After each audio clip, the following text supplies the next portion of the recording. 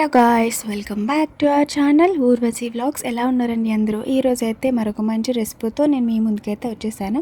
ముందుగా మన ఛానల్ని మీరు ఫస్ట్ టైం చూసినట్లయితే వెంటనే వెళ్ళి సబ్స్క్రైబ్ చేసుకోండి. వీడియో నచ్చితే తప్పకుండా లైక్ చేయండి. ఈరోజు మనం సింపుల్గా ఈజీగా క్యారెట్ అండ్ పొటాటో ఫ్రై ఎలా చేసుకోవాలో చూసేద్దాం.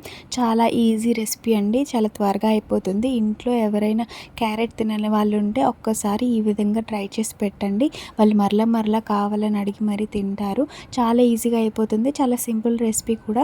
నార్మల్గా మనం పొటాటో ఫ్రై చేసుకుంటాం, క్యారెట్ ఫ్రై చేసుకుంటాం. కొంతమందికి పొటాటో ఫ్రై నచ్చుతుంది, బట్ క్యారెట్ ఫ్రై రెగ్యులర్గా ఎవరు తినరు. ఇలా కనుక మీరు ట్రై చేసి పెడితే ఇంట్లో పిల్లలేంటి పెద్దలేంటి అందరూ ఈజీగా తింటారండి.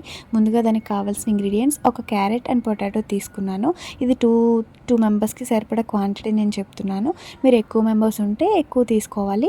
సో ముందుగా మనము కట్ చేసి పెట్టుకోవాలండి. పొటాటోని చిన్నగా కట్ చేసి పెట్టుకోవాలి. అలాగే క్యారెట్ని ఇలా గ్రేట్ చేసుకోవాలి. ఇలా సన్నగా తురిమిన క్యారెట్తో మనం ఫ్రై చేసుకుంటే కనుక దాని టేస్ట్ నెక్స్ట్ లెవెల్ అండి. ఒకసారి మీరు కూడా తప్పకుండా ట్రై చేయండి. వీడియోని అయితే చివరి వరకు స్కిప్ చేయకుండా చూసేయండి. మనం స్టవ్ ఆన్ చేసుకొని ప్యాన్ పెట్టుకున్న తర్వాత ఆయిల్ వేసుకొని మీకు తాలింపు సరుకులు అలాగే జీలకర్ర, ఆవాలు, వెల్లుల్లి, కరివేపాకు, మిర్చి అన్నీ వేసుకొని మంచిగా ఫ్రై చేసుకున్న తర్వాత మనం ముందుగా కట్ చేసి పెట్టుకున్న పొటాటో పీసెస్ మనం యాడ్ చేసుకోవాలి. యాడ్ చేసుకున్న తర్వాత మనం మంచిగా మీడియం ఫ్లేమ్లో పెట్టుకొని కుక్ చేసుకోవాలండి. పొటాటో పీసెస్ సాఫ్ట్గా ఉంటాయి కాబట్టి మనం కుక్ అయ్యే కొద్దీ ఇలా మధ్యలో మనము మిక్స్ చేసుకుంటూ మనము ఫ్రై చేసుకోవాలి. మీడియం ఫ్లేమ్లో పెట్టకపోయినా హై ఫ్లేమ్లో పెట్టి అలా వదిలేసినా సరే పొటాటో పీసెస్ మనకి ప్యాన్కి అంటుకుపోయి అడుగంటిపోతాయండి. సో కొంచెం కేర్ఫుల్గా మనం ఫ్రై చేసుకున్నప్పుడు ఒక 10 to 15 minutes హాఫ్ బాయిల్ అయ్యేంత వరకు పొటాటోస్ని మనం ఇలా కలుపుతూ మెల్లగా ఫ్రై చేసుకోవాలండి. కొంచెం సాఫ్ట్గా పొటాటోస్ టెక్స్చర్ మారుతుంది అని మనకు తెలుస్తుంది కదా, ఆ టైం వరకు మనం కొంచెం కలర్ చేంజ్ అయ్యేంత వరకు మనం ఈ విధంగా ఫ్రై చేసుకోవాలి. పొటాటోస్ మనకి స్మాష్ అయిపోతే కూడా బాగోవు.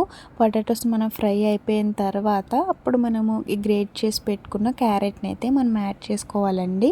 ఈ ట్రిక్ అయితే మనం గుర్తుపెట్టుకోవాలి.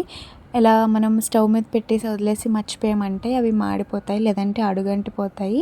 కొంచెం మనం పొటాటోస్ ఎక్కువ ఆయిల్ అబ్జర్వ్ చేసుకుంటాయి కాబట్టి ఎక్కువ హైలో పెట్టొద్దు. ఫ్లేమ్ మీడియంలో పెట్టి మనం కుక్ చేసుకుంటే సాఫ్ట్గా కుక్ అయిపోతాయి. మీరు లిడ్ క్లోజ్ చేసి కుక్ చేస్తే కనుక ఆవిరికి ఇంకా మెత్తగా ఉడుకుతాయండి. సో ఇలా అయితే మనకి లైట్ బ్రౌన్ కలర్లోకి వచ్చేసాయి కదా, పొటాటోస్ అయితే ఫ్రై అయిపోయి. ఇప్పుడు ఈ టైంలో మనము గ్రేట్ చేసి పెట్టుకున్న క్యారెట్ అయితే యాడ్ చేసుకోవాలి. మనం గ్రేట్ చేసాం కాబట్టి అంత టైం తీసుకోవు కుక్ అవ్వడానికి. క్యారెట్ పొటాటో అయితే పీసెస్లా కట్ చేసుకున్నాం కాబట్టి మనకి కొంచెం టైం తీసుకుంటాయి ఫ్రై అవ్వడానికి. సో మనం గ్రేట్ చేసి పెట్టుకున్న క్యారెట్ని కూడా యాడ్ చేసేసేయండి. యాడ్ చేసేసి మధ్యలో కలుపుతూ ఇలా ఫ్రై చేసుకోవాలి. చూసారా ఎంత కలర్ఫుల్గా ఉందో కదా, చూడడానికి నోరూరుతుంది, తినాలని అనిపిస్తుంది కదా.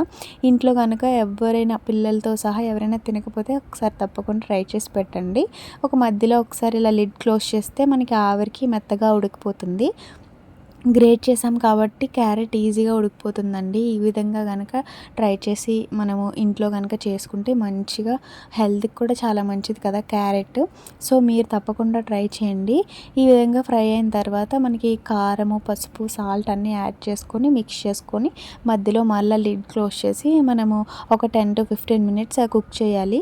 కుక్ చేసిందంటే ఇంకా సాఫ్ట్గా అయిపోతుంది. మధ్యలో కలుపుకోకుండా ఉండకపోతే అలా ప్యాన్కి స్టిక్ అయిపోతుంది.